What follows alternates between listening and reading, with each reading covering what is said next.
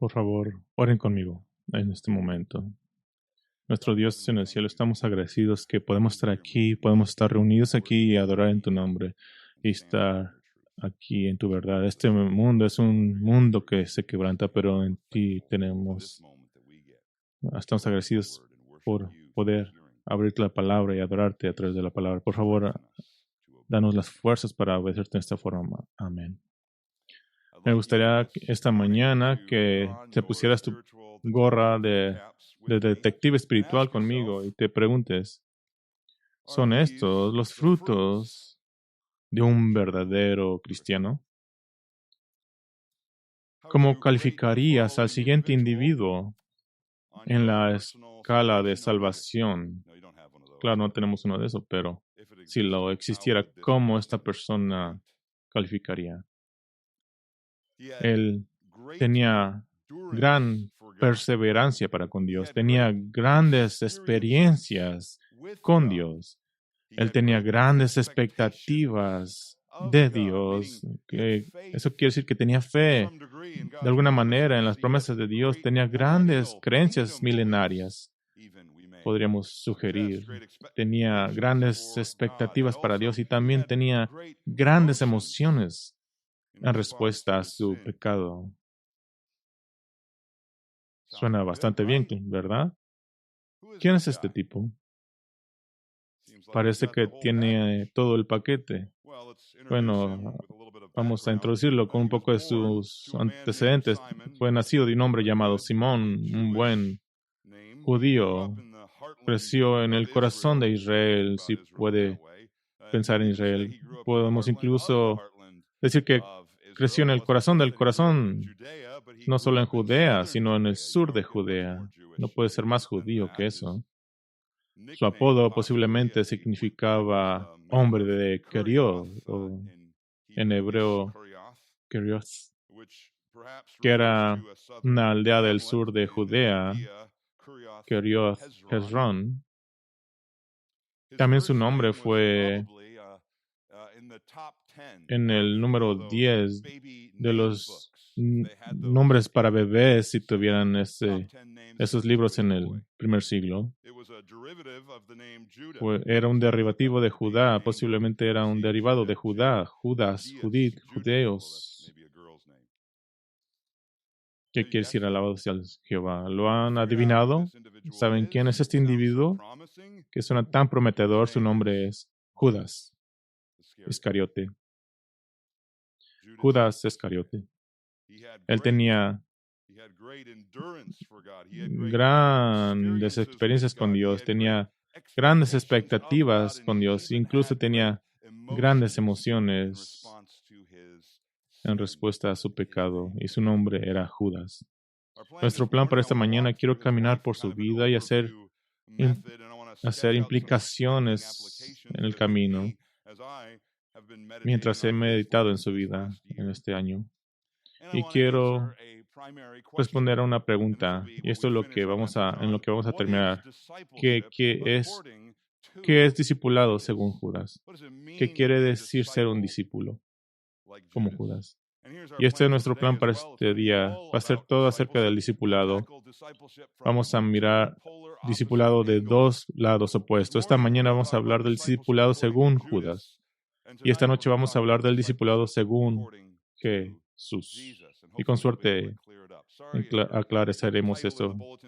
El título en el boletín está mal. La cafeína no me dejan. Fue mi culpa. Así que el título es Discipulado según Judas y esta noche será el discipulado según Jesús. Primero, si te gusta tomar notas, vamos a seguir unas consideraciones acerca de Judas para nuestro título esta mañana. Y quiero que considere cómo se mira el discipulado según Judas Iscariote. Primero me gustaría que consideres su vida como un todo. Considere la vida de Judas como un todo. Él permanece invisible para nosotros durante la mayoría de los evangelios. Solo las primeras de las palabras de Judas la escuchamos hasta después de 6 días de la Cena del Señor. Al principio se le menciona solo junto con listas de todos los apóstoles, pero notamos incluso que aquí su nombre siempre se coloca al final de cada lista y siempre con la breve descripción, el que lo traicionaría. De hecho, podemos decir, cuando miramos la vida de Judas en comparación con los demás discípulos, que él era el más confiable de todos los. Sí, no era de los 3 como Pedro, Juan y Santiago, pero era el que guardaba la bolsa de dinero. Se le confiaba. También se le dio una de las posiciones más altas en la última cena entre los apóstoles. Él estaba posicionado en la posición más alta, estaba justo al lado de Jesús mismo en esa última cena. Y es asombroso para mí, y creo que esto tal vez sea parte de la decepción espiritual, pero creo que también testifica de cómo nosotros o cómo la gente se sentía de Judas. Se ponen a pensar que todos los discípulos nunca cuestionaban a Judas, nunca sospecharon de él. Estaba debajo de un radar todo el tiempo, incluso hasta en la última cena. Jesús apunta a Jesús y dice, este es el tipo, y los discípulos aún no lo entendían.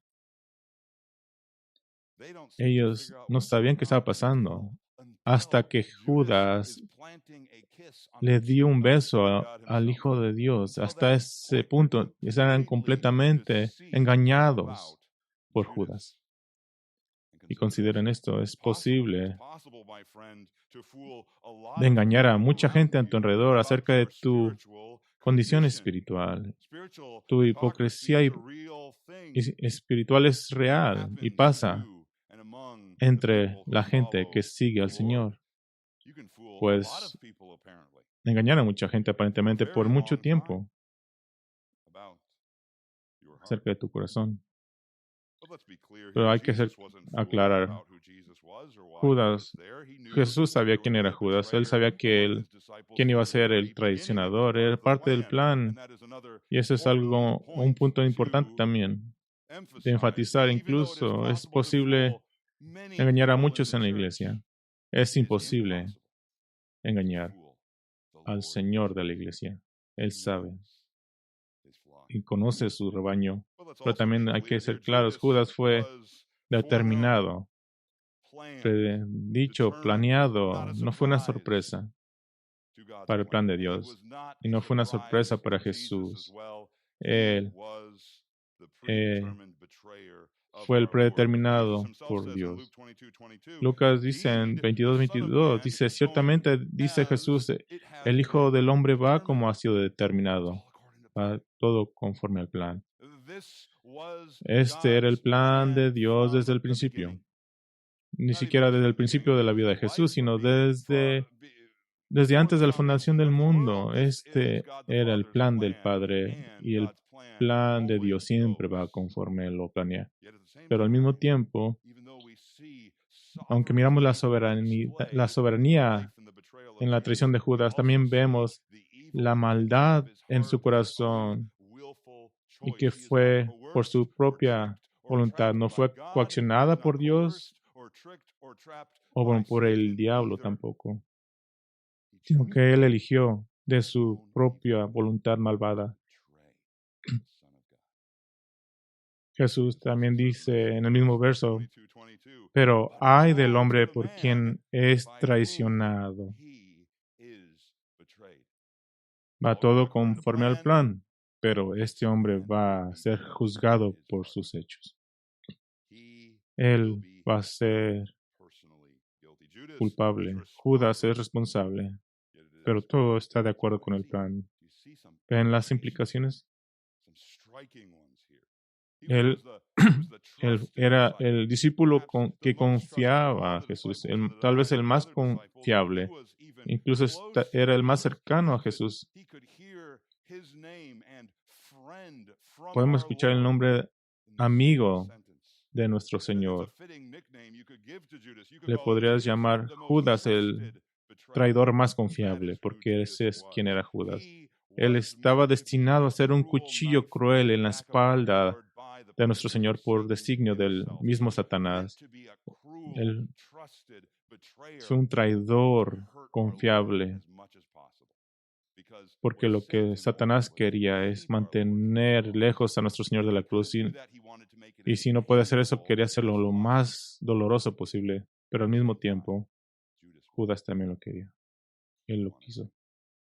De él, el salmista predice, Salmo 41:9, incluso mi amigo cercano en quien confiaba, que comía mi pan, ha levantado su talón contra mí.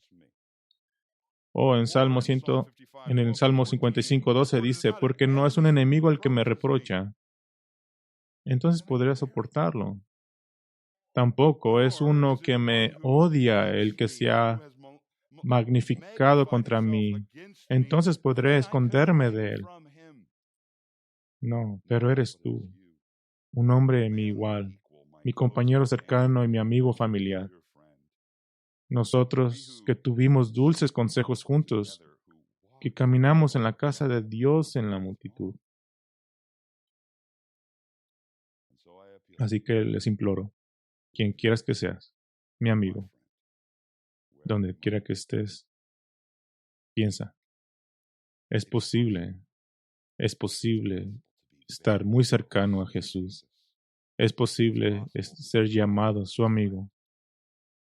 Es posible ser confiado por sus seguidores por mucho tiempo. Es posible el tener proximidad con Jesús, ser respetable en la iglesia y no ser un verdadero creyente. Esas cosas, proximidad a Jesús, ser respetado en la iglesia, no son signos seguros de la salvación segura. Eso es lo que miramos cuando miramos su vida. Considere todas las grandes experiencias que tuvo también. Considere sus experiencias una vez más, los primeros días de su llamado al discipulado y el seguimiento de Judas están relativamente velados a nuestros ojos. Así que debemos concluir que no había nada especial o espectacular acerca de él. Debemos concluir que era igual que los demás discípulos. Piensen en eso. Él probablemente fue llamado al mismo tiempo que los otros discípulos, justo antes del Sermón del Monte. Piensen en esto. Judas mismo recibió un llamado personal de nuestro Señor Jesús cuando les decía, dejen todo lo que tienen y vengan, síganme. Jesús le dijo esto a Judas. Yo quiero que tú me sigas a mí. Considere las grandes experiencias que tuvo. Considere las grandes experiencias que tuvo al escuchar la predicación. Él escuchó ese mismo sermón del monte que nosotros él lo escuchó, el original. Él escuchó el sermón acerca del costo del discipulado de la voz de Jesús mismo. Mateo 8 o Lucas 9. Él escuchó todo eso. Él escuchó las parábolas, especialmente sus explicaciones también. Él escuchó las enseñanzas de Cristo sobre la verdadera grandeza y la verdadera humildad. Él escuchó las advertencias de Cristo sobre el amor al dinero y las riquezas. Él escuchó la predicación acerca de las promesas del reino a los fieles seguidores. Él escuchó incluso, tal vez, el discurso del Monte de los Olivos, pero el juicio que viene sobre los judíos incrédulos. Él escuchó esas mismas predicaciones. Judas incluso escuchó el mejor tipo de predicación, porque él escuchó del mejor predicador que jamás ha existido. Él tal vez incluso lo disfrutó, el escuchar a Jesús. Y de esta forma, considere, amigo, quien quiera que seas tú, escuchar, predicar y disfrutar la predicación no es un signo seguro de salvación verdadera. Pero considere también las grandes experiencias de maravillas que también presenció Judas. Él estaba allí para ver toda sanidad. Él miró a Jesús ir tras los demonios. Él pasó los panes y los pescados que Jesús multiplicó para alimentar a los 5,000, luego a los 4,000. Él estaba ahí para mirar cuando Jesús levantó al hijo de la viuda y regresárselo a su madre. Él miró eso con sus propios ojos. Y piensa en esto. Judas estuvo en el bote con los demás discípulos 2 veces cuando Jesús no solamente calmó la tormenta, pero caminó en las aguas para encontrárselos y calmó la tormenta. Él estuvo allí en el bote. Él experimentó eso. Y él estaba allí seguramente cuando Jesús llamó a Lázaro de la muerte misma.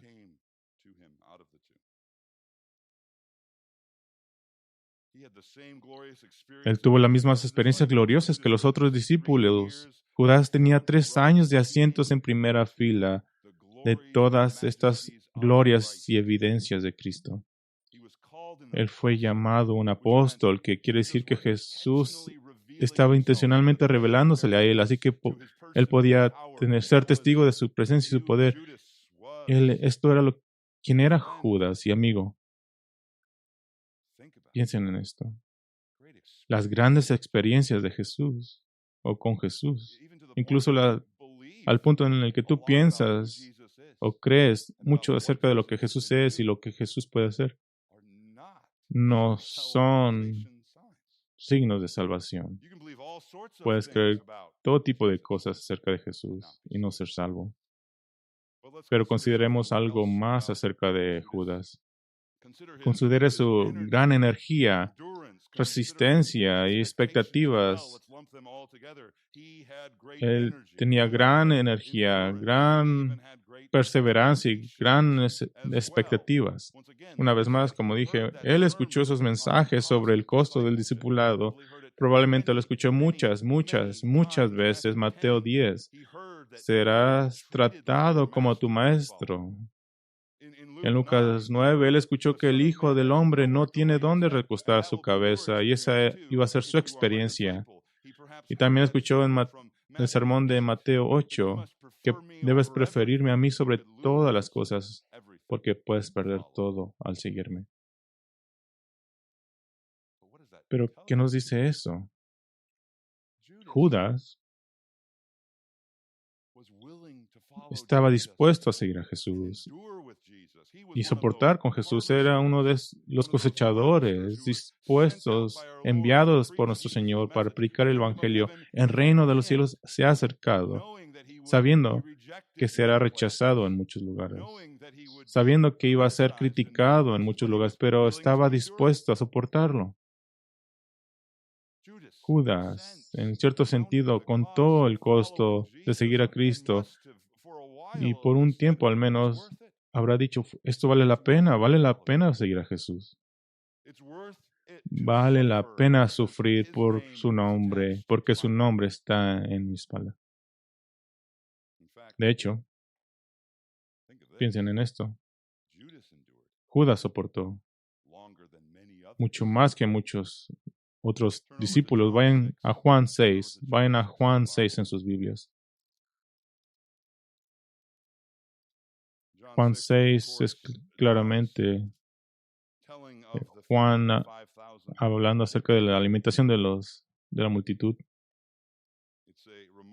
Es un evento grandioso que muestra la gloria de nuestro Señor. Él se nos pone como esta alimentación como el Jehová del Antiguo Testamento, que se preocupaba por su pueblo y le daba pan del cielo. Eso es lo que este momento, este signo debe mostrar. Este es Jehová del Antiguo Testamento. Pero entonces Jesús no solamente alimentó a la multitud, él rehusó que la multitud lo siguiera solamente por el pan. Él insistió que lo escucharan sus palabras. Y eso es lo que muchos no quisieron hacer. Miren lo que dice en Juan 6:66. Juan 6:66. Como resultado de esto, estas son las palabras de Jesús, muchos de sus discípulos se apartaron y ya no andaban con él. Entonces Jesús dijo a los 12 discípulos, ¿acaso también ustedes quieren irse? Simón Pedro le respondió, Señor, ¿a quién iremos? Tú tienes palabras de vida eterna, y nosotros hemos creído y sabemos que tú eres el Santo de Dios. Jesús les respondió, ¿no los escogí yo a ustedes, los 12? Y sin embargo uno de ustedes es un diablo. Él se refería a Judas, hijo de Simón Iscariote, porque uno de los 12, lo iba a entregar. Mi amigo, ¿no ves esto? ¿No ves las implicaciones de todo esto? Judas soportó con Jesús durante 3 años. Incluso permaneció cuando muchos ya no quisieron seguir a Jesús. Sufrió rechazo. Incluso pasó noches sufriendo la crítica y el estigma que Jesús recibió de la comunidad religiosa. ¿Qué quiere decir eso? Quiere decir soportar con Jesús. No es un signo verdadero. Quiere decir que simplemente el gustarte, el estar en círculos cristianos tampoco es una señal segura. Quiere decir que incluso ser un arduo trabajador para el nombre de Jesús no es una señal segura. Tal vez incluso los dones, las habilidades y destrezas para Jesús no son una señal segura. Pero eso nos trae una pregunta. ¿Por qué soportó Judas?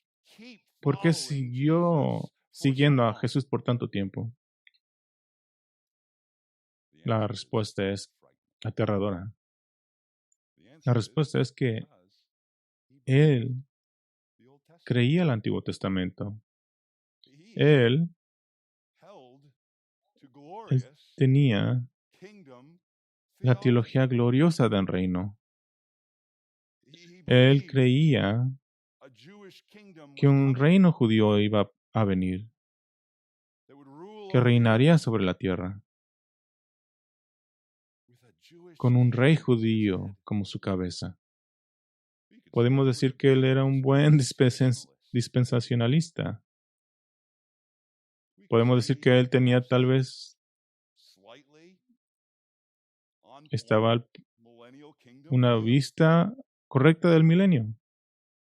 Tal vez incluso mucho mejor que la nuestra. Él vio todo lo que Jesús había hecho, porque estos milagros eran vistas previas del reino para mostrar de quién iba a ser Jesús en una escala más grande en el reino venidero. Él miró esos milagros y él concluyó, sí, las promesas venideras del Antiguo Testamento están cercas. Él miró legiones de demonios inmovilizados y dijo, si este hombre puede inmovilizar demonios, ¿qué ejército puede contra él? Incluso tal vez pensó, al mirar a Jesús alimentar a miles de personas sin nada, y pensó para consigo mismo, él puede alimentar a ejércitos que no podemos seguir luchando por siempre. Él tenía grandes expectativas del reino, en cierta forma. Él vio este poder del reino y se regocijó, se dijo a sí mismo, este es el indicado. Ningún ejército formado por el hombre o Satanás puede oponerse a él. Y también ningún ejército puede ser despojado de sus recursos. Valdrá la pena todo. Puedo soportar un poco de incomodidad para estar con este hombre. Y esto es extraño de pensar, ¿acaso no? Pero amigo, sufrir un poco de dificultades no es un signo de salvación tampoco. Tal vez estás pensando, Bueno, ¿con qué me dejas entonces? Entonces, ¿cuál es el signo verdadero de una salvación verdadera? Bueno, eso nos lleva a la naturaleza del corazón de Judas y espero que al encontrar lo que le faltaba, tú y yo podemos encontrar más seguridad de salvación. Consideremos el gran punto de inflexión de su vida. Consideremos el gran punto de inflexión de su vida. ¿Cuándo fue cuando Judas se volteó contra Jesús? Ahora, voy a hacer un argumento a ti. No creo que Judas estaba en su intención el estar en contra de Jesús desde el día uno. No creo que él tuvo un plan de 3 años para traicionar a Jesús, porque fue un plan malo. No funcionó, como miraremos en un momento.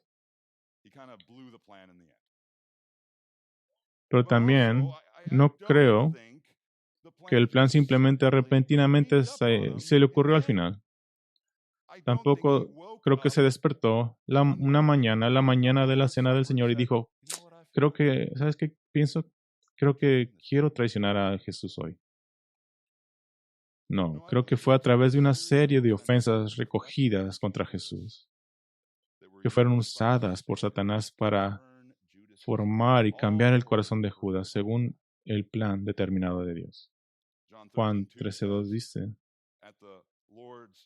que en la última cena el diablo ya había puesto el traicionar a Jesús en el corazón de Judas. ¿Cómo hizo esto? ¿Cómo puso el traicionar a Jesús en el corazón de Judas? Era a través de las mentiras, a través del enojo, de la amargura, a través de la venganza y el deseo de venganza. ¿Y acaso no es eso como funciona nuestro corazón? Déjame sugerir 2 probables puntos donde Judas empezó a cambiar. El primero es un tal vez en mi mente. Entre más lo pienses, más probable, pero el último es definitivo. Así que miremos primero el tal vez, el quizás. Esto fue durante la alimentación de los 5,000. Y este momento es significativo porque, como ya leímos en versículo 71, esta es la primera vez que Jesús identifica ante sus discípulos que hay un diablo entre el grupo. Una vez más, lo que pasó después de la alimentación fue para revelar su gloria. Y aparentemente él fue afectado porque la multitud lo quería hacer rey. Y tal vez se acuerdan de Marcos 6:45, que registra que justo después de la alimentación milagrosa Jesús obligó a los discípulos a entrar a la barca para escapar de la fiebre del reino que crecía. Y la palabra es muy fuerte. Dice, e inmediatamente Jesús hizo que sus discípulos subieran a la barca y se adelantaran a él, al otro lado a Bethsaida, mientras él mismo despedía a la multitud. La palabra ahí, hizo, es forzarlos. Hay una intensidad, una urgencia y que deben de subirse al bote o los voy a golpear al bote, los voy a empujar al bote. ¿Qué es lo que estás pensando, Judas? No quiero analizar psicológicamente a Judas, pero tal vez estaba pensando, espera un momento, mientras lo empuja hacia el bote. Este es el momento perfecto para iniciar este reino. Yo estoy adentro del bote, tú estás aquí. Hay que empezarlo. ¿Por qué Jesús no se hace rey? ¿Por qué no permite que eso suceda?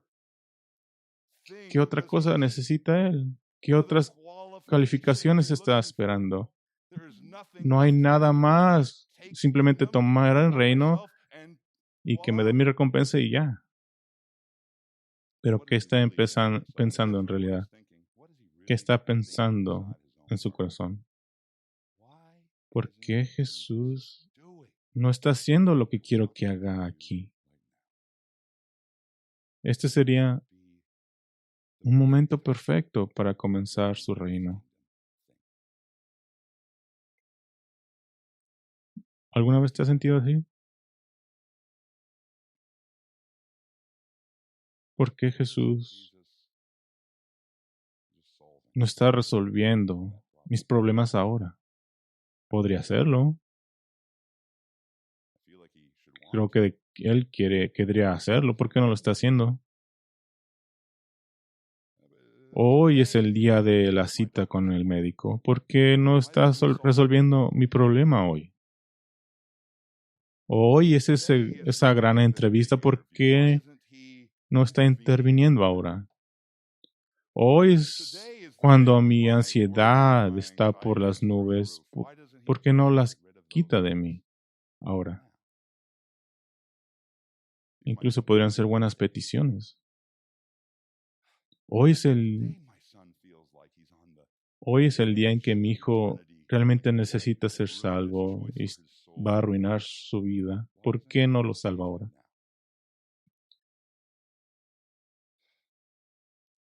No quiero estos deseos sexuales impíos. ¿Por qué no los quita de mí ahora mismo? No quiero estar ansioso, no quiero estar en miedo. Sé que los puede hacer porque simplemente no me las quita cuando se las pido que las quite. Porque Jesús no está arreglando mis problemas. Sé lo fácil que podría resolverlos, ¿por qué no lo está haciendo?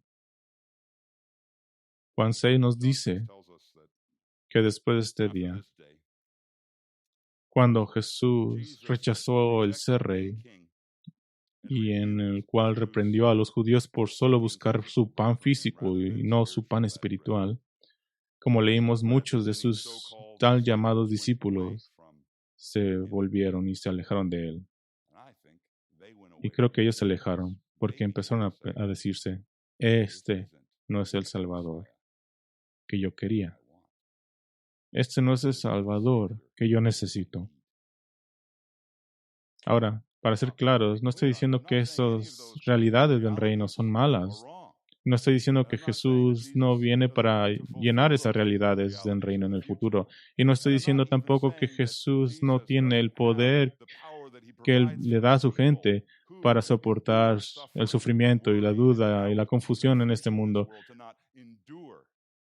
Pero lo que estoy diciendo simplemente es que es muy fácil para nosotros el preguntarnos por qué Jesús no hace las cosas a nuestro tiempo y nuestra manera. Y eso nos causa que nos preguntemos cosas. Y cuando toda tu esperanza y toda tu expectativa están arraizadas en el Jesús que tú piensas que Jesús debe hacer o esto o aquello, eso es donde el corazón de la traición viene contigo, entra a ti. Ese podría haber sido el punto de inflexión de Judas. Una vez más, no estoy seguro, pero eso nos lleva al punto definitivo de Judas. Es donde definitivamente se volteó contra el Señor. Y esta es la unción de Jesús. Vayan a Juan capítulo 12. Es claro que en este punto Judas ha determinado el traicionar al Hijo de Dios. Claro, esto es después de que Jesús ha levantado a Lázaro de la muerte, después de la entrada triunfal, 6 días después de ese evento. Y Marcos pone este evento más tarde. Marcos dice que fue después de la entrada de Jesús. Y parece que lo está poniendo justo antes de la traición de Judas, porque quiere hacer un contraste entre María y Judas. Pero este evento pasa antes de que Jesús entrara a Jerusalén. Y por supuesto este evento es diferente que el evento que Lucas reporta en Lucas 7. Esto sucedió en la casa de Simón el leproso, que probablemente Jesús había sanado. Esta era una parte diferente de la vida del Señor. Simón el leproso probablemente amaba a Jesús. Es diferente de hecho,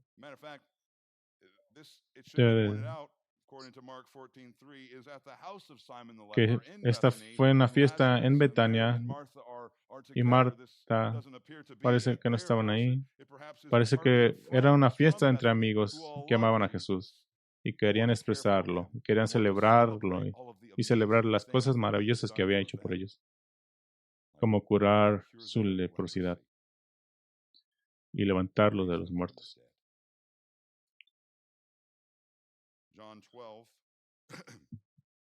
Juan 12. Entonces Jesús 6 días antes de la Pascua vino a Betania, donde estaba Lázaro, al que Jesús había resucitado de entre los muertos, y le hicieron una cena allí, y Marta servía. Pero Lázaro era uno de los que estaban a la mesa con él. Entonces María, tomando unos 300 gramos de perfume de nardo puro, que costaba mucho, ungió los pies de Jesús y se los secó con los cabellos. Y la casa se llenó con la fragancia del perfume. Unas notas aquí. Litra de perfume es una libra de valor. Es una pequeña fortuna. Y más tarde se revela que esto vale 300 denarios, el salario de un año. Y por lo general este perfume se ponía en un frasco caro, que también estaba diseñado con un cuello largo para permitir solamente una gota a la vez para preservar el contenido. Marco dice que era un frasco de alabastro hecho con mármoles finos de Egipto. Así que tiene sentido que tengas un vaso costoso para tener un perfume costoso. Cualquier persona con niños pequeños y una botella de jarabe de maple sabe que el dinero puede fluir rápido. Y Marcos 14:3 dice que este frasco de goteo lento le causó a María un problema en lo que quería hacer, así que lo rompió. Este frasco caro para sacar este perfume caro y ungió sus pies. Y es interesante, el Evangelio de Marcos dice que agrega su cabello, así que podemos estar, probablemente ungió todo su cuerpo. Y dice aquí en Juan que toda la casa se llenó de la fragancia, la poderosa fragancia. Cualquiera que tiene fragancia sabe que un poco de fragancia está bien, pero mucha no está tan bien. O sea, 3 sprayadas y mi esposa ya está corriendo para salir del cuarto. Esto tendría un olor poderoso que tal vez incluso habría irritado a muchas personas en muchos niveles. Y tenemos la sensación de que creó un revuelto de ama de casa. Y Mateo 26:8 dice que esto no fue solamente Judas que acusó, sino que también los discípulos estaban indignados por esto, porque apestaba aquí. Y fue un derroche de dinero. Eso es lo que Judas tenía en su corazón. Dice, pero Judas Iscariote, uno de sus discípulos, el que lo iba a entregar, dijo, ¿por qué? ¿Por qué no se vendió este perfume por 300 denarios y se dio a los pobres? Ahora miren esto, dice, pero dijo esto no porque se preocupara por los pobres, sino porque era un ladrón. Y como tenía la bolsa de dinero, sustraía de lo que se echaba en ella. Judas había enojado. Ahora acaba de perder mucho dinero. ¿Y qué hizo después de Judas? Después de esto, fue a los sacerdotes y cambió a Jesús por un puñado de monedas de plata, 10% de lo que podría haber obtenido con el valor de este frasco de alabastro, por cierto. 30 monedas de plata, por cierto, era algo de dinero, era el precio de un esclavo en el Antiguo Testamento. Y no era mucho dinero, pero también era el mejor trato que podía conseguir Judas en este momento de urgencia. No era mucho dinero, no era mucho, pero los sacerdotes pudieron ver que Judas estaba desesperado y se aprovecharon de su desesperación al aprovecharse de esa oportunidad. ¿Por qué? Porque Judas estaba enojado y Judas quería deshacerse de Jesús rápidamente y no podía esperar por un buen trato. Él sabía que ningún reino iba a llegar. Ningún reino iba a llegar. Jesús está hablando de su muerte, su rechazo, su muerte. El reino está desechado. Quiero conseguir el mayor dinero por Jesús. Tal vez quería hacerlo de la manera más dolorosa, por coraje, por esos 3 años que había desperdiciado al seguir a este hombre. Como Judas entregó a Jesús, lo hizo con odio, lo hizo de una manera que lastimaría a Jesús. Y quiero que considere su gran traición. Considere su gran traición. Judas conocía bien a Jesús y conocía sus hábitos. Él conocía el lugar de retiro privado de Jesús mientras visitaba Jerusalén, el jardín de Getsemaní. Y Judas se le da el trabajo por los sacerdotes de encontrar un buen momento cuando las multitudes no estuvieran con él. Así que esa noche, la noche de la cena del Señor, él fue a la cena con 30 monedas de plata, probablemente todavía tintineando en su bolsillo. ¿Por qué? Porque no quería despertar ninguna sospecha. Y miren lo que Judas experimentó aquí. En su última noche con nuestro Señor, Judas 13 da una imagen clara de la última cena. Y es importante para nosotros el hacer una nota de la mesa. Usualmente una cena tan significativa vendría con un plano de asientos intencionalmente elegidos por el anfitrión y los invitados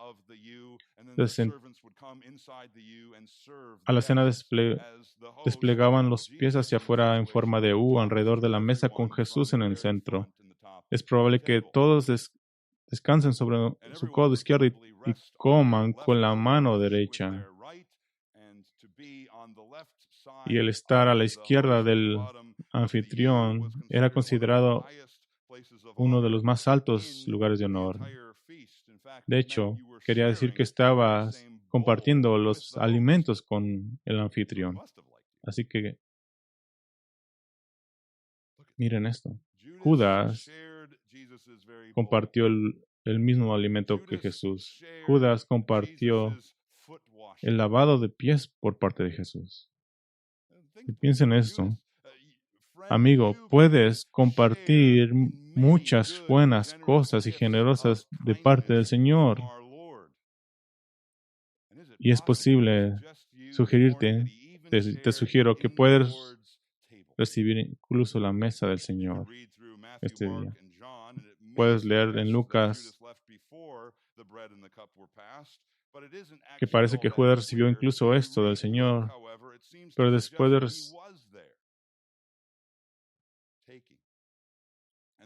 y eso es tal vez el momento condenativo de Judas, porque después de recibir el pan que Jesús le dio, Satanás entró al corazón de Judas. Rechazó las últimas ofertas de bondad de nuestro Señor. Y Satanás tomó control. Tanto la voluntad de Dios como el coraje y la amargura. Y después de irse de la cena, corrió y fue a los sacerdotes. Tal vez está anticipando que Jesús iba a esconderse. Pero ¿qué hace Jesús? Va a encontrarse con Judas. Y entonces, ¿qué hace Judas? le da un beso en la mejilla de Jesús mismo. Este es un símbolo de afecto, de amistad. Esto es para hacer que Jesús fuera herido. Yo te estoy traicionando. Yo, tu discípulo más confiable. Yo te estoy rechazando. Y quiero que sepas qué tan enojado estoy por esos 3 años que gasté contigo. Jesús fue traicionado. Jesús fue matado. Y todos sabemos que gran remordimiento llenó el corazón de Judas. Y miramos que también tenía grandes emociones con respecto a su propio pecado. Pero miren esto. Eso no fue el tipo de emociones que lleva a la vida eterna. Ese era el tipo de emociones que lleva a la muerte. Simplemente el sentirte mal por tu pecado no es un signo real de salvación. Su dolor por el pecado solo lo llevó a su perdición, a suicidarse.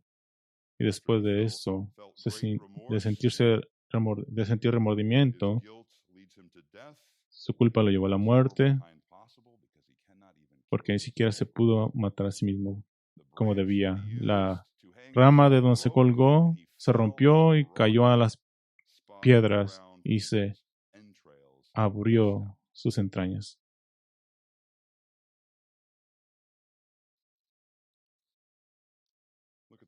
Mire la realidad horrible que nos da la biografía de Judas. Él tenía grande energía al principio, grandes experiencias, grandes emociones. Pero no debemos estar conformes con estas marcas. ¿Por qué? ¿Por qué Judas traicionó a Jesús al final? Traicionó a Jesús porque una vez más Jesús no era el tipo de Mesías que él quería. Jesús era no solamente el Mesías que él no quería, sino el Mesías que él no necesitaba. Un sustituto por el pecado, no, yo no necesito eso. Luchar contra el pecado, comprar un pueblo, redimir un pueblo del juicio de Dios, ese no es mi problema. Yo no necesito un Mesías que me salve del pecado. ¿Qué tal tú? ¿Por qué estás aquí? ¿Quién es Jesús para ti? ¿Estás siguiéndole por quién Él es o por lo que Él te puede dar? ¿Es amistad lo que Jesús te provee? ¿Es el liberarte de tu familia lo que te provee? ¿Es una esperanza de que Jesús arreglará todos tus problemas en esta vida? ¿Es lo que estás buscando que Jesús provea? ¿Es una tarjeta de salida del infierno gratis para ti? Aquí hay un pensamiento aleccionador. Te sugeriría que aunque Judas no sabía que iba a traicionar a Jesús desde el principio, siempre le siguió con un corazón traicionador. Judas se volvió contra Jesús con las mismas cualidades con las cuales lo persiguió al final. Él siguió con gran energía, gran perseverancia y entusiasmo, expectativa y emoción por Dios. Y esas mismas cualidades, ese mismo corazón, fue el mismo que sacó esa traición amarga. Cuando los tiempos son buenos, cuando los tiempos son buenos, cuando piensas que Jesús puede resolver tus problemas, tienes grandes energías, gran perseverancia, gran expectación y emoción por Dios. Pero cuando los tiempos son malos, cuando Jesús no está haciendo lo que tú quieres, Tienes gran energía, perseverancia, entusiasmo, expectativa y emoción contra Dios. Hay un personaje en El progreso del peregrino llamado Flexible. Él está en el principio de la historia, aparece en el principio de la historia y como su nombre lo retrata, es fácilmente manipulado por los mayores placeres ante sus ojos. Inicialmente está ansioso por seguir al cristiano con gran energía y siempre con una actitud de gozo. Y mientras todas las cosas van bien, seguir a cristiano va bien. Pero cuando rechazó rápidamente a Cristo y abandonó a cristiano, cuando se descubrieron los dolores de la vida cristiana,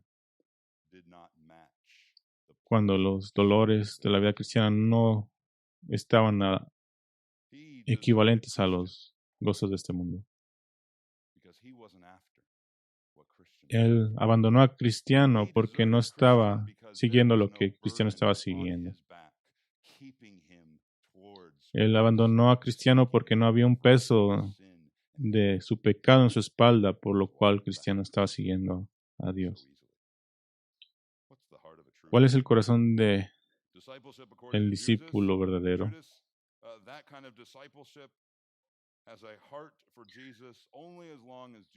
El falso cristiano solamente tiene un corazón para Cristo cuando Cristo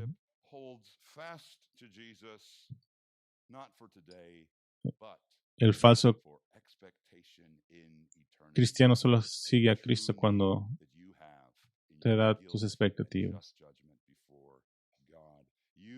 Pero el verdadero cristiano, tú te aferras a Cristo porque en Cristo encuentras totalmente satisfacción para todos tus pecados en la cruz. Hasta que no te das cuenta que tienes un problema de pecado, no puedes seguir a Jesús y ser su discípulo.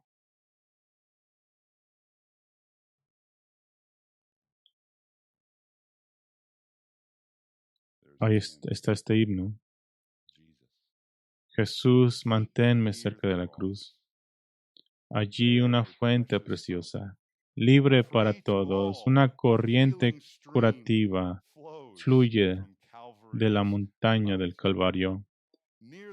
Cerca de la cruz, mi gloria se encontró. Allí, la estrella de la mañana brilla alrededor de mí. Cerca de la cruz, oh Cordero de Dios, ayúdame a caminar de día a día con tu sombra a mí. Cerca de la cruz miro y espero, esperando por siempre, hasta que alcance esa cerca de la cruz, sé mi gloria para siempre, hasta que mi alma redentora encuentre descanso más allá del río. Oremos. Señor,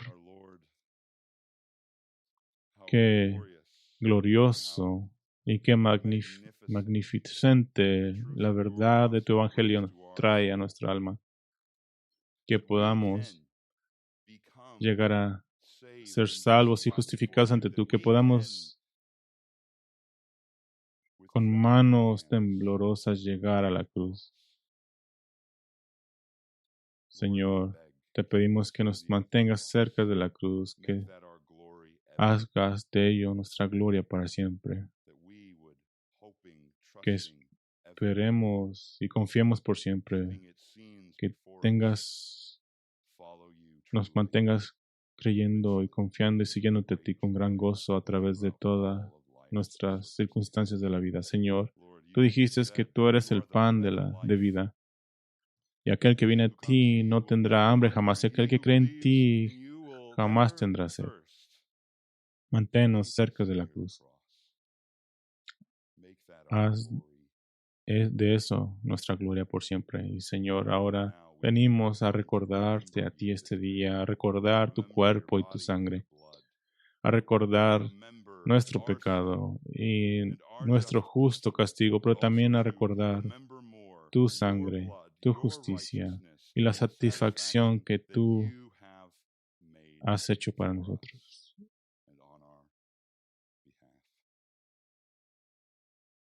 Oramos que tú